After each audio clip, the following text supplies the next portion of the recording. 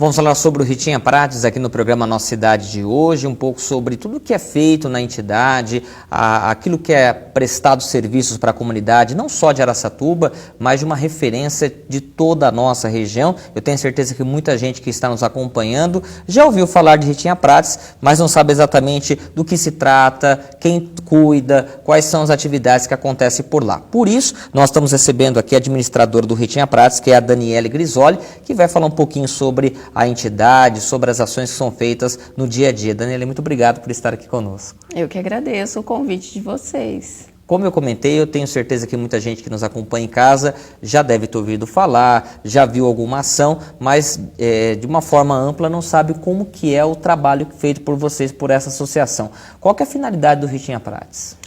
Olha, o Ritinha Prates tem 44 anos de existência. Desde o início, né, vem com uma história para atender pessoas com deficiências, né, os deficientes.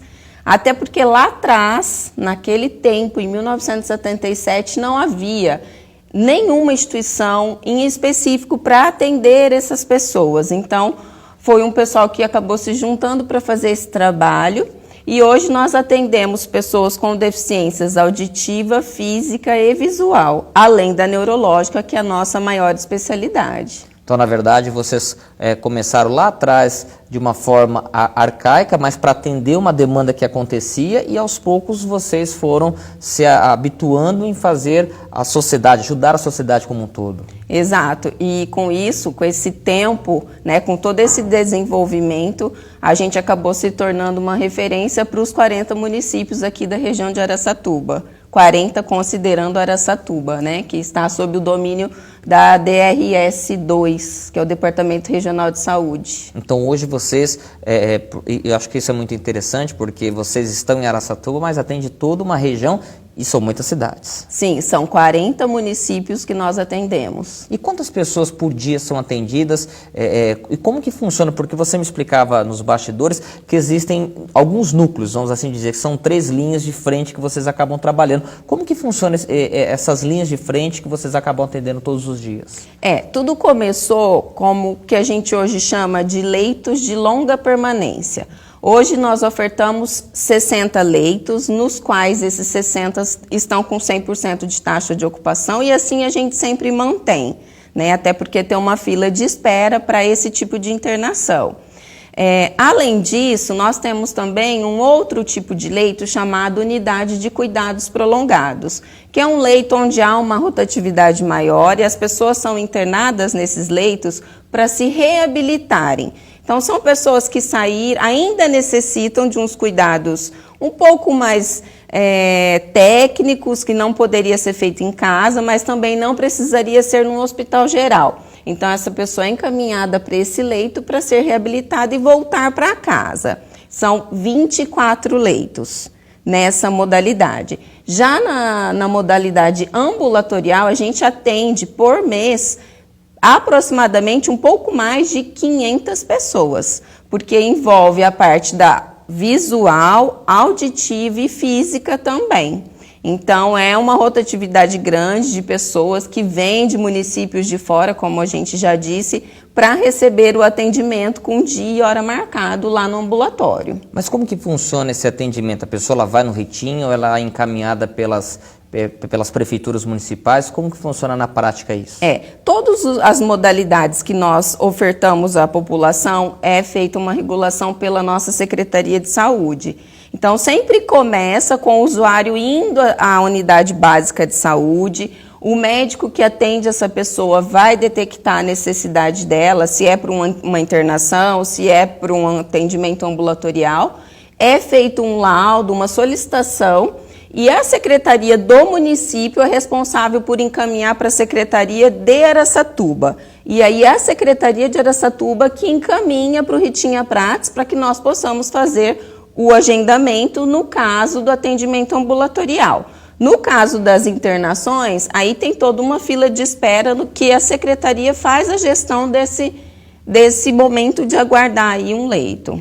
Então, essa fila de espera não necessariamente vocês controlam, sim a Secretaria. A Secretaria de Saúde, exato. E financeiramente falando, Daniela, a gente sabe que as entidades ou as associações, elas passam por dificuldades antes, durante e depois da pandemia. Como que hoje está? Como que foi esse período pandêmico? Porque vocês têm pessoas que estão lá de longa permanência, questão de contágio dos funcionários e pacientes. As dificuldades das instituições filantrópicas são muito antigas, né? A gente ouve falar muito. A nossa instituição é 100% SUS, nós não temos nenhum tipo de atendimento particular, então é só pelo SUS mesmo, totalmente gratuito. Então, assim, essa dificuldade vem. Na pandemia, nós sofremos um pouco no impacto, no investimento maior com EPIs e com diversos outros materiais que foram necessários a gente intensificar as compras.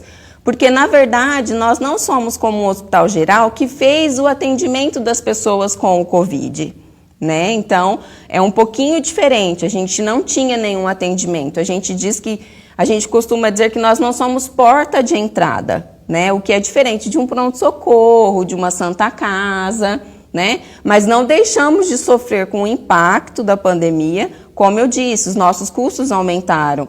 Foram máscaras, EPIs, medicamentos que tiveram altos índices de reajuste, o próprio alimento e tudo mais. Então, assim, digamos que o nosso trabalho se intensificou um pouco mais na busca dos recursos, né? Para manter aí a nossa instituição firme e forte. E como que vocês mantêm financeiramente essa máquina que ela é cara? Eu tenho certeza que existem os recursos que vêm das esferas de saúde, né, federal, municipal e União, mas isso é o suficiente? Vocês fazem eventos ou tem os doadores? Então, na verdade, nesse atual momento, nós recebemos recursos federais, advindos do convênio SUS. Estamos em trâmites aí para conseguir um valor também estadual, né? Por enquanto não há o município. E aí os nossos recursos, a receita, né? O que nós recebemos do governo federal, digamos que custeia aproximadamente 60% das nossas despesas. O restante, nós temos... Que não é pouco, não é? Que não é pouco. A gente tem que correr atrás mensalmente. Então, a gente tem uma equipe de telemarketing que, graças a Deus, colabora muito com a nossa instituição. E só temos que agradecer a toda a população, né, os vizinhos, as cidades vizinhas que fazem a doação e que, na época de pandemia, nós não podemos reclamar. Eles continuaram nos ajudando, independente das dificuldades que todos nós enfrentamos.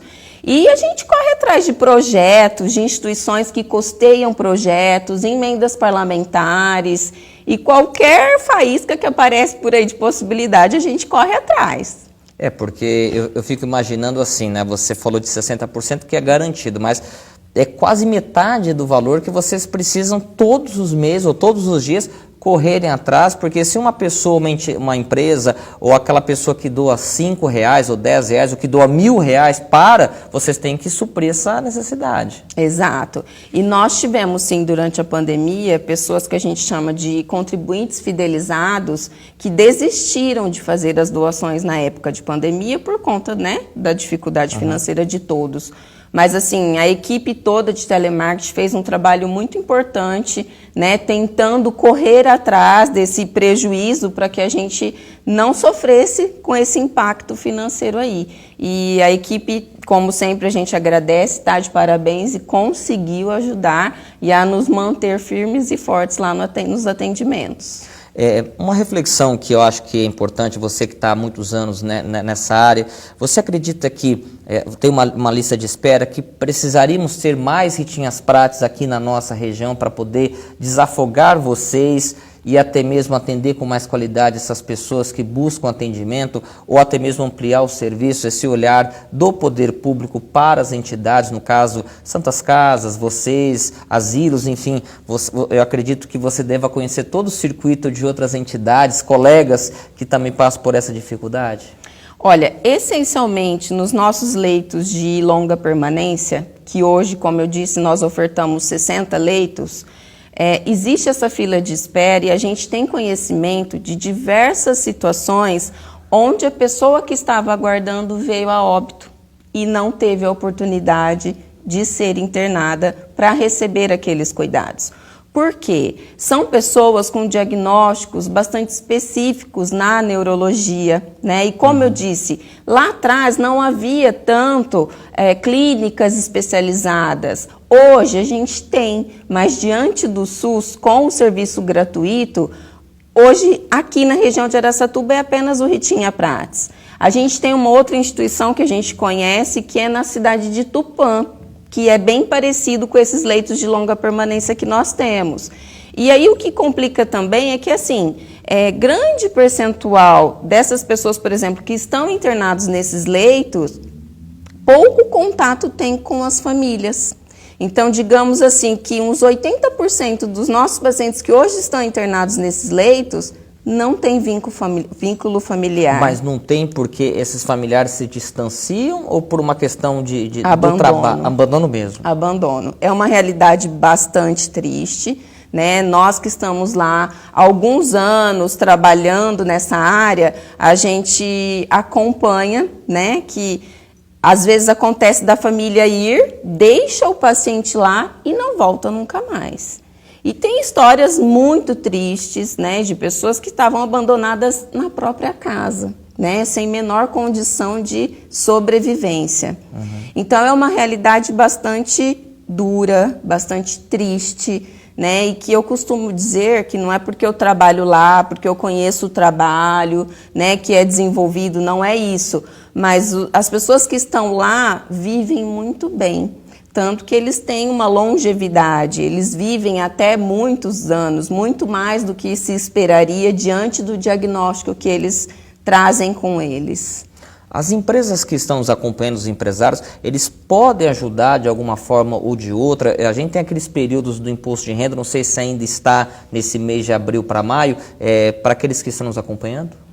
Toda ajuda para nós é muito bem-vinda, seja de qual modalidade ou de qual espécie for, tá? Pode ser em dinheiro, pode ser em equipamentos, pode ser doação de roupas, de alimentos. A gente está totalmente abertos para receber qualquer tipo de doações. Os empresários podem também colaborar nesse sentido, né, do imposto de renda, embora é uma situação um pouco mais específica, porque aí passa por alguns conselhos, elaboração de projetos e tudo mais, né, mas de qualquer forma, é muito bem-vindo. E aí vocês têm um canal de atendimento, porque você falou do telemarketing, para as pessoas físicas, mas existe uma equipe também para atender essas dúvidas, para receber lá no próprio hospital? Sim, a gente sempre deixou as portas abertas, né, para quem tiver o interesse de ir conhecer o nosso trabalho.